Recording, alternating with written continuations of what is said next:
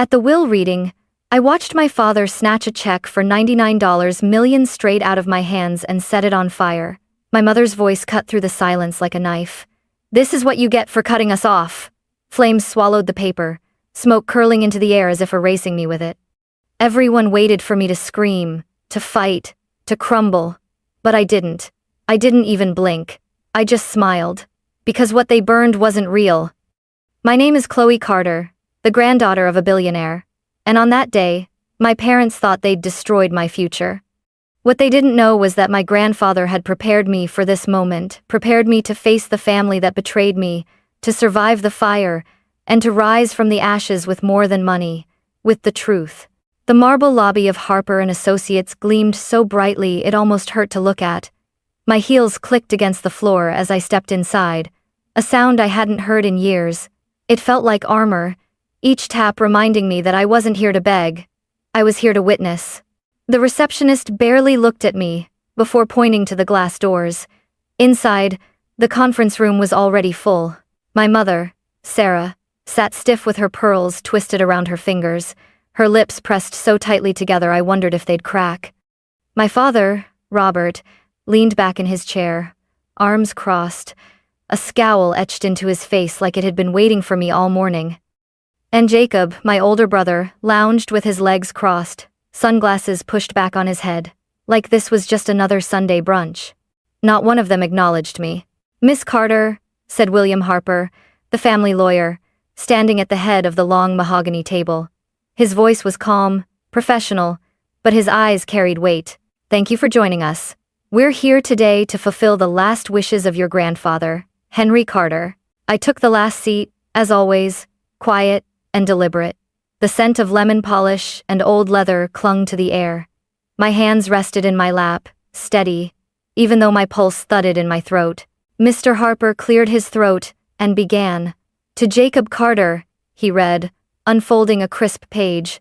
"Your grandfather leaves the Jackson Hole cabin and his 1959 Gibson guitar." Jacob's smirk faltered for just a moment.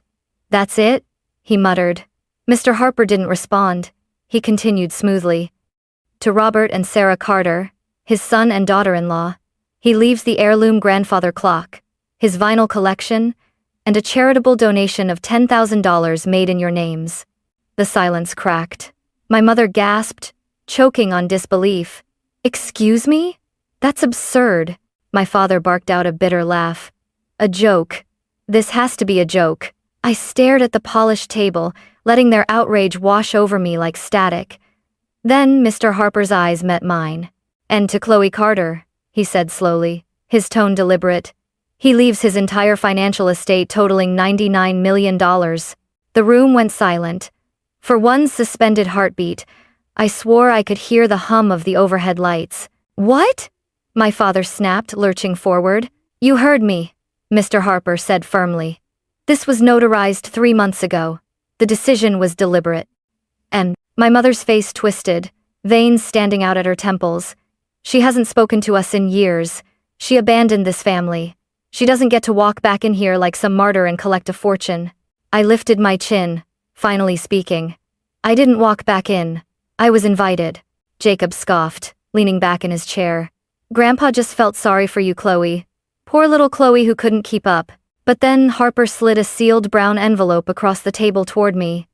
The wax stamp still bore the crest my grandfather had carved with his own hands. "For you," he said quietly. His last words were clear. She stayed silent, and she stayed strong. She was never forgotten. I reached out, my fingers brushing the seal just as my father's hand shot across the table. My father's fingers clamped around the envelope before mine could even close. His grip was iron, veins bulging, as if the paper itself had personally betrayed him.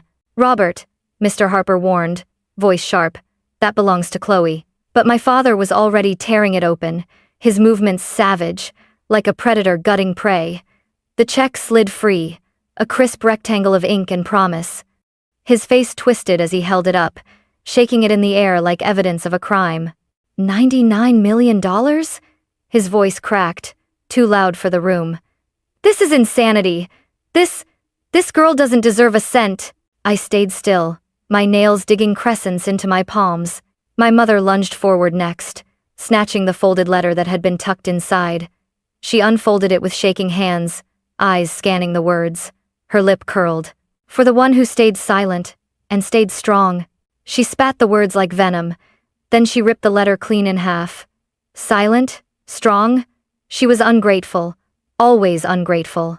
"Give that back," I said, my voice low, even. But my mother only laughed, bitter and sharp. "Oh, listen to her. Calm, collected, like she's above us." She tore the letter again, then again, until the pieces were nothing but confetti scattered across the table. Jacob leaned back in his chair, arms crossed, watching the chaos like it was dinner theater. "You've always loved playing the victim, Chloe. Guess it finally paid off." I turned my eyes on him, steady, unblinking. "Guess you'll have to live with scraps of a guitar while I walk out with the future." His smirk faltered. "Enough!" my father roared, slamming the check down onto the table. His hand dove into the inside pocket of his jacket, pulling out a silver lighter. The click echoed like a gunshot. "Dad!" I snapped, rising to my feet. "You don't get to buy your way back into this family?" he shouted, flicking the wheel. The flame hissed alive, hungry. "You left us, Chloe. You left us long before your grandfather died." "Robert, don't you dare," Mr. Harper began, standing. But it was too late. My father pressed the flame to the edge of the check. The paper curled instantly, black veins racing across the surface as fire devoured ink and promises alike. My mother's lips curved into a cruel smile as ash flaked into the crystal ashtray. "This," she said, folding her arms, "is what happens when you betray your family." I didn't move. I didn't speak. I just watched the smoke trail upward, twisting like incense at a funeral. And then I smiled. Because what they were burning wasn't what they thought it was. The flame caught the edge of the check with a hiss so sharp it cut through the silence. My eyes locked on the paper as it curled in my father's grip, corners folding inward like petals burning off a flower. Smoke rose in delicate spirals, almost beautiful if it weren't consuming $99 million. "Stop!" Mr. Harper shouted, reaching across the table. But my father jerked his arm back like a madman, his knuckles white as he held the burning paper higher. "This money doesn't belong to her," he bellowed. "She walked away from this family, and now she thinks she can walk back in and take everything? Not while I'm alive." "Robert!" my mother cried, but not in protest. She was smiling, her voice thick with satisfaction. "Burn it all. Let her see what happens when you spit on your bloodline." Ash rained down into the glass tray, black flakes falling like dead snow. The smell was acrid, bitter, choking the air. I stood frozen, every nerve in my body screaming to lunge forward, to save the check, to prove that I belonged. But I didn't move, because I knew better. My hands curled at my sides.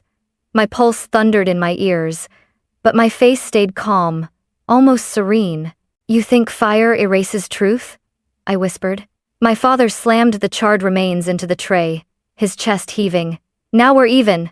His voice was hoarse, raw, full of a rage that had no place to go. My mother leaned back, folding her arms. "You'll never win against us, Chloe. Money can't rewrite the past. You abandoned us when your father was sick.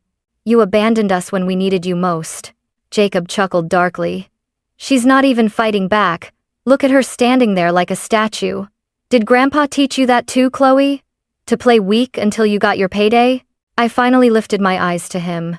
"No," I said softly. "He taught me that silence can cut deeper than screaming." The room went quiet again, the kind of silence that feels alive, heavy with words no one dares to say. Inside, my chest burned hotter than the flame that had just eaten the check. Anger, betrayal. But under it all, something else. Triumph.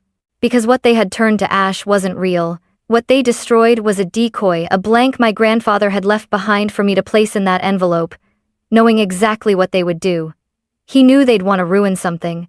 He knew they couldn't resist the fire. And now they thought they'd won. I let them believe it. I let them smirk and sneer. Let them mistake my silence for defeat. But behind my calm smile, I was already holding the real legacy. And soon, they would learn that the fire they lit was only the beginning. The smoke still lingered in the air when Mr. Harper cleared his throat. His eyes flicked toward me, steady but searching, as if he already knew what my parents didn't. I gave the smallest nod. He said nothing, but his silence was its own kind of shield. My parents thought they had ended it, reduced my inheritance to ash, but I felt the weight of a different envelope in my coat pocket, the one my grandfather had pressed into my hands 2 months before he died. His grip had been frail, his voice quiet, but his eyes still burned with the fire of a man who had built an empire from nothing. "They'll try to destroy what they can't control," he had whispered, leaning close. "So I'll give them something to burn. Let them have their victory. What matters will already be safe." I'd laughed nervously back then, thinking it was just paranoia, but as I watched the last ember fade into cold ash, I finally understood. The letter he gave me had been sealed in wax, his family crest stamped deep into the surface. I had opened it the night before the will reading, my heart racing as if I were already trespassing into forbidden territory. "Chloe," the note began in his familiar looping script, "if you are reading this, then I am gone, and the family I once trusted is circling like wolves. The check you'll be given is not the real gift, it is bait. They will burn it, and they will think they've destroyed you. But the truth is already beyond their reach." I could still see his handwriting, shaky but deliberate. "The real legacy has been secured, wired to a trust in your name, protected by those I trust outside this family. When the fire rises, do not panic. Smile. That will be your victory." So I had smiled. Not out of courage, not out of defiance, but because the moment my parents lit that paper, I knew they had played right into his plan. I pressed a hand against my coat pocket, feeling the crinkle of the second envelope thicker, heavier. Inside was a key engraved with the word trillium. My grandfather had given it to me with no explanation other than, "One day, you'll need this word more than air." Now, it pulsed in my memory like a heartbeat. Jacob leaned forward, smirking at the ashes. "Well, Chloe? Cat got your tongue? Or are you just realizing you're not as special as you thought?" I turned to him, my smile steady. "No, Jacob. I'm realizing you're exactly as predictable as Grandpa said you were." Confusion flickered across his face, but I didn't elaborate. Let him stew. Because soon, very soon, the truth would burn brighter than any flame they could conjure. The next morning, the marble echoes of the law office were replaced by the hushed stillness of the Langford Private Bank. The building looked ordinary from the outside, red brick, iron gates, ivy, creeping up the walls, but inside, it was fortress-like. Thick carpets swallowed sound, and the air smelled faintly of cedar and ink. "Miss Carter," the clerk at the front desk said after scanning my ID. Her tone softened once she read the file. "You're here for box 12. Mr. Adams is expecting you." Mr. Adams, my grandfather's old confidant. He was waiting by the elevator, silver hair combed neatly, his posture as straight as it had been decades ago. "Chloe," he greeted me with a small nod, his voice measured. "Henry prepared this long before his passing. Follow me." We descended in silence, the elevator groaning as if it carried the weight of secrets.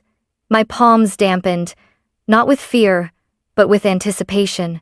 Grandpa had trusted this man. That alone steadied me. The vault opened with a mechanical hiss, the cold air brushing against my face. The room stretched before me, lined with metal drawers, each marked with discrete numbers. Mr. Adams guided me to one. "Box 12, he said, placing a small brass key into my palm. The word trillium was etched faintly along its side. I swallowed hard. "He gave me this word months ago." Mr. Adams simply nodded. "Then, he trusted you to be ready." The lock turned smoothly. The drawer slid out with a heavy metallic sigh.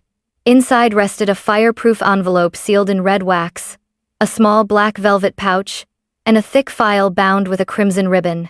My hands trembled as I reached for the envelope first. The wax bore the same carved crest, the Carter stallion, proud and fierce. I broke the seal carefully, unfolding a crisp sheet of paper.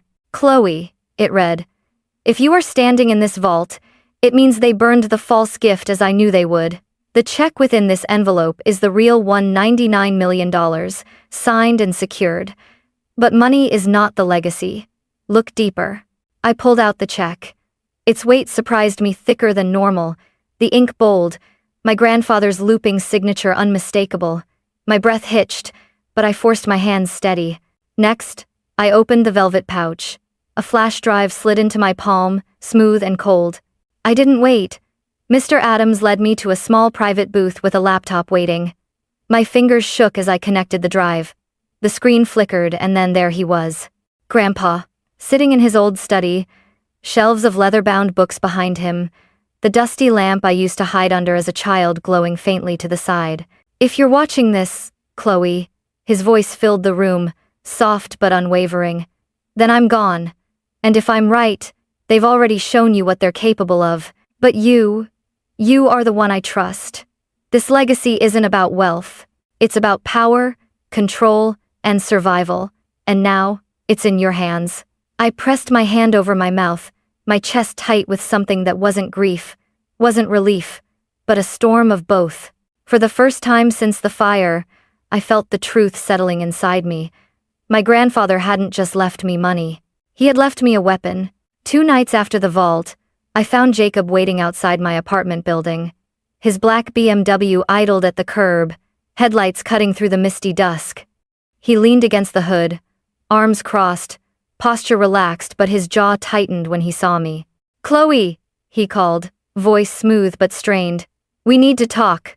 I almost walked past him, but something in his tone, half command, half plea, made me stop. "Talk?" I echoed. "About what? The ashes you're still sweeping off Dad's shoes?" He flinched, just for a second, then smirked. "You've always had that sharp tongue. Grandpa probably loved that. But let's be real, this can't all be yours. 99 million? You'll drown in it. Split it with us. With me." I laughed, low and bitter. "So this isn't about family. It's about survival for you." Jacob's eyes hardened. "Don't pretend you don't need us. Money doesn't protect you. Dad's furious. Mom's talking about contesting the will. You can't fight them alone." I stepped closer, close enough to see the faint tremor in his hand as he ran it through his hair. "You really think I'm alone?" I whispered. His smirk faltered. "What's that supposed to mean?" "It means Grandpa saw through you, all of you. He prepared me. He gave me more than money. He gave me proof." His face blanched, the swagger draining like water through a sieve. "Proof? Of what?" "That you'd betray me the first chance you got," I said evenly. "And here you are, right on schedule." Jacob's mask cracked then, desperation leaking through. "Chloe, listen." They pushed me into it. "Dad said if I didn't back him, I'd be cut out completely. You know how he is." I cut him off with a glare. "You chose your side. Don't pretend you were powerless." You smiled while they burned it. For once, Jacob didn't have a comeback. His eyes darted, his mouth opened, then closed again. "Finally," he muttered. I didn't think he'd really give it all to you. And that's why he didn't give it to you," I shot back.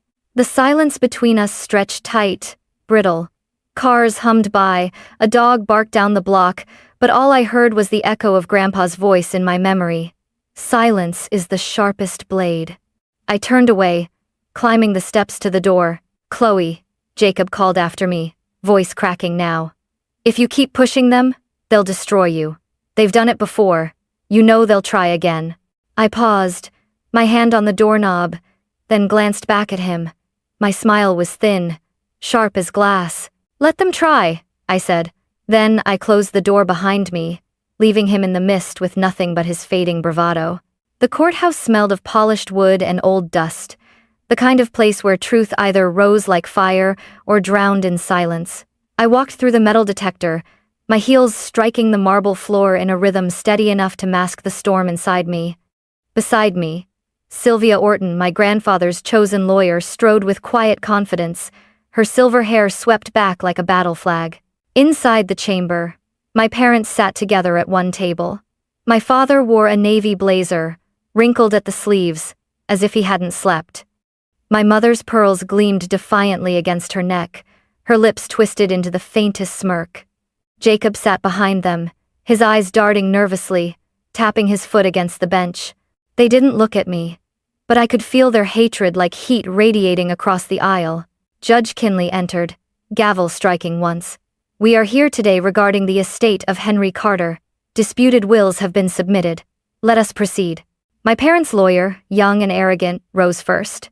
"Your Honor, The most recent legitimate will clearly leaves all major assets to my clients. Any suggestion otherwise is forged and unfounded. I felt the corner of Sylvia's mouth twitch, a predator about to strike. She stood slowly, each motion deliberate. Your Honor, we submit into evidence a revised will executed under legal counsel, notarized, and signed by Henry Carter himself 5 months after the document they present. Gasps rippled across the courtroom. My father slammed his fist on the table.